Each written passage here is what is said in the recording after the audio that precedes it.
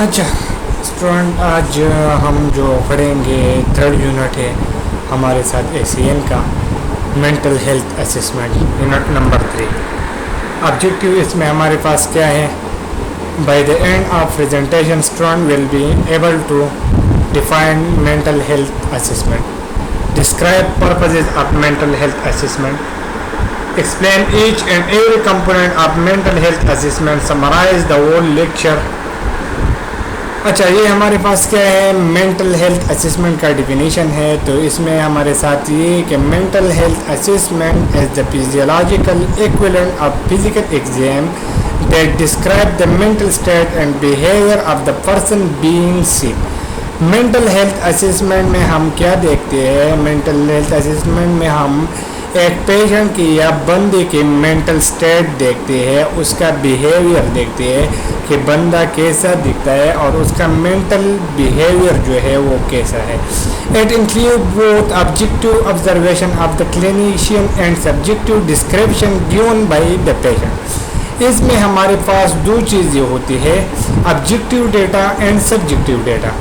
जैसे कि आप लोगों को पता है कि ऑब्जेक्टिव डेटा कौन सा है? ऑब्जेक्टिव डेटा वो ऑब्जर्वेशन है, वो चीज़ है जो हम खुद देखते हैं, या तो नर्स देखेंगे या डॉक्टर देखेंगे, ऑब्जर्व करेंगे। फॉर एग्ज़ाम्पल हम बीपी देखते हैं, या फॉर एग्ज़ाम्पल हम टेम्परेचर करते हैं, टेम्परेचर देखते हैं कि पेशेंट का टेम्परेचर कितना है कितना नहीं है। इसके साथ सेकंड जो हमारे पास आता है वो सब्जेक्टिव डिस्क्रिप्शन है। सब्जेक्टिव डिस्क्रिप्शन कौन देगा हमें? सब्जेक्टिव डिस्क्रिप्शन जो है वो पेशेंट खुद देता है, वो वर्बली जो हमको बता देता है उसको हम क्या कहते हैं? सब्जेक्टिव डिस्क्रिप्शन कहते हैं। अच्छा, हमारे पास अब इस स्लाइड में क्या है? Purpose of mental health assessment. Mental health assessment का पर्पस जो है वो क्या है, मकसद क्या है?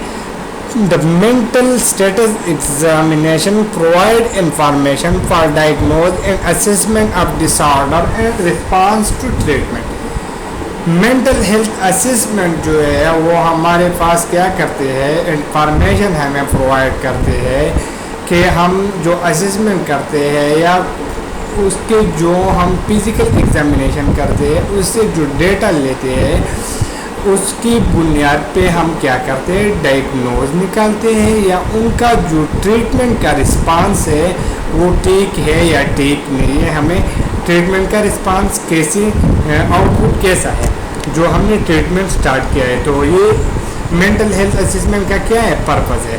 पर्पस मीन सिंपल वर्ड्स में ये है कि मेंटल स्टेटस जो हमारे पास एग्जामिनेशन होता है वो हमारे पास क्या प्रोवाइड करते हैं? इंफॉर्मेशन प्रोवाइड कर देते हैं। A mental status exam provides a snapshot at a point in time. If another provider sees your patient, it allows them to determine if the patient status has changed without freely seeing in the patient। जो मैंने आपको बता दिया था, अभी जो बताया है कि हमारे साथ जो मेंटल हेल्थ असेसमेंट है इसमें हम ये है कि पेशेंट के जो प्रॉब्लम है या पेशेंट जो जिस बीमारी के साथ आया है, तो अगर हमने असेसमेंट की है पहले से तो वो हमें क्या देंगे? अगर वो पेशेंट दोबारा विजिट करते हैं तो अगर हम इसका प्रीवियसली असेसमेंट देखते हैं और जो करंटली वो आए उसके साथ हम मैच करके देखते हैं कि इसमें कितना वो आ गया है, इम्प्रूवमेंट आ गया है। ठीक है। To properly assess the mental status examine information about the patient history is needed include education, culture and social factor। इसमें हमारे पास क्या है? ये भी लाजिमी है कि हम पेशेंट की हिस्ट्री में जो नीड है इसमें एजुकेशन है कि पेशेंट ने एजुकेशन कितनी की है, वो क्वालिफाइड है, नॉन क्वालिफाइड है। कल्चरल, उसका कल्चर जो है किससे रिलेटेड करते हैं, कौन सी कल्चर पे बिलीव करता है, कौन सी कल्चर से है, और इसके साथ साथ सोशल फैक्टर है।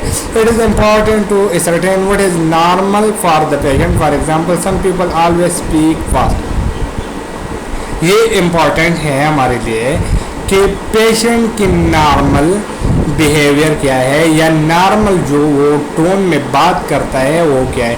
For example some people always speak fast.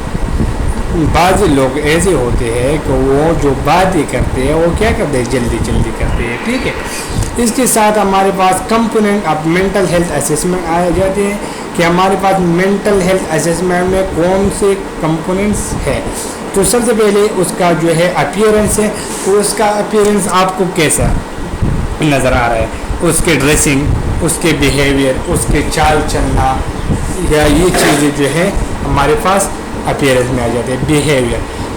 Behaviour में क्या है कि वो कैसा बिहेव करता है, या एक सिचुएशन है उस सिचुएशन में वो अपना बिहेव कैसा शो करता है, एक नॉर्मली शो करता है, नॉर्मली शो करता है, वो बिहेवियर भी डिफरेंट है। थर्ड नंबर हमारे पास है स्पीच, उसके स्पीच का टोन कैसा है, बहुत ज़्यादा है, बहुत कम है, या नॉर्मली है। मूड, उसका मूड कैसा है, मूड स्विंग हो जाता है या मूड स्विंग नहीं हो जाता, बार बार चेंज हो जाता है, या काम जो सेम मोड है वो रह जाता है, या अगर इसमें एक सिचुएशन आ जाती है, जैसे सिचुएशन आ गई कि एक इमोशनल सिचुएशन आ जाती है उसकी लाइफ में या इसकी स्ट्रेटजी में, तो उसमें उनका मूड कैसा होगा, चेंज होगा या सेम होगा। इफेक्ट है, थॉट प्रोसेस है, उसके जो सोचने का प्रोसेस होता है, थॉट कंटेंट है, कॉग्निशन है, इनसाइड जजमेंट है कि वो जजमेंट कैसे करता है, ये कि सारी चीज़ें जो है वो किस चीज़ में थे, component of mental health assessment में ये सारी चीज़ें जो है हमारे साथ आ जाती है। अच्छा, अब हमारे पास सबसे पहले क्या आ जाता है, अपीयरेंस जो हमने वो अभी किया है, एक्सप्लेन किया है, लेकिन इन लोगों ने भी किया है।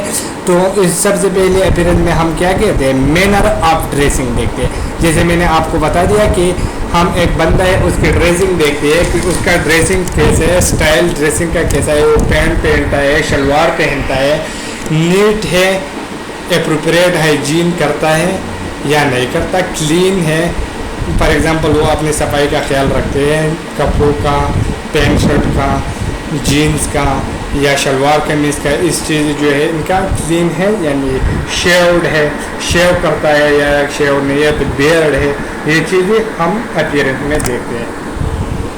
फेशियल एक्सप्रेशन है, फेशियल एक्सप्रेशन में क्या है, सस्पिशियस है, सैड है, हैप्पी है, एंजियस है, ये सारी चीज़ें हमारे पास फेशियल एक्सप्रेशन में आ जाते हैं।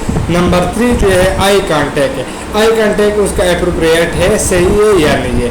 अगर एक बंदे के साथ वो बात करते हैं तो उसके आई कांटेक्ट उनके साथ लिंक है या उनके साथ लिंक नहीं है, एप्रोप्रिएट नहीं है, एक्सेसिव है या एब्सेंट है।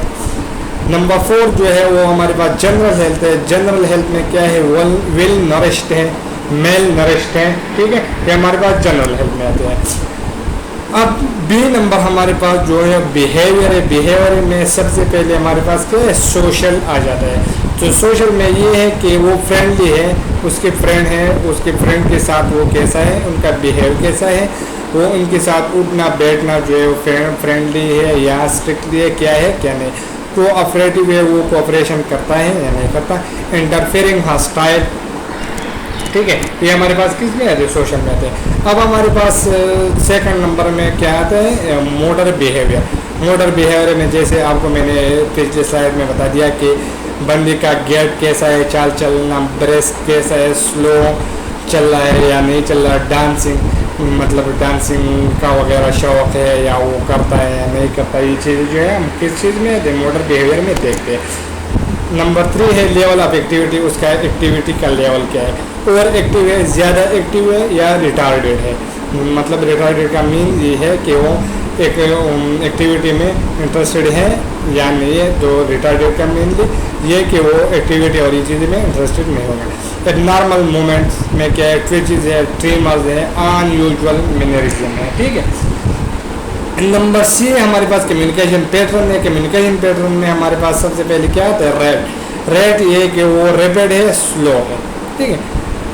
मतलब जैसे हमने स्लाइड में डिस्कस किए कि इसका कम्युनिकेशन था या बोलने का चाल जो है वो बहुत ज़्यादा तेज़ होगा या स्लो होगा, वॉल्यूम उसका लाउड होगा, लो होगा, या तो ज़्यादा होगा या कम होगा, वॉइस ऑडिबल,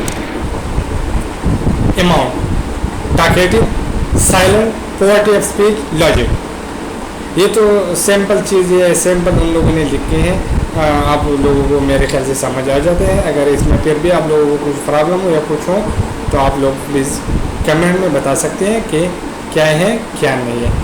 4 नंबर हमारे पास क्या है, फ्लो है।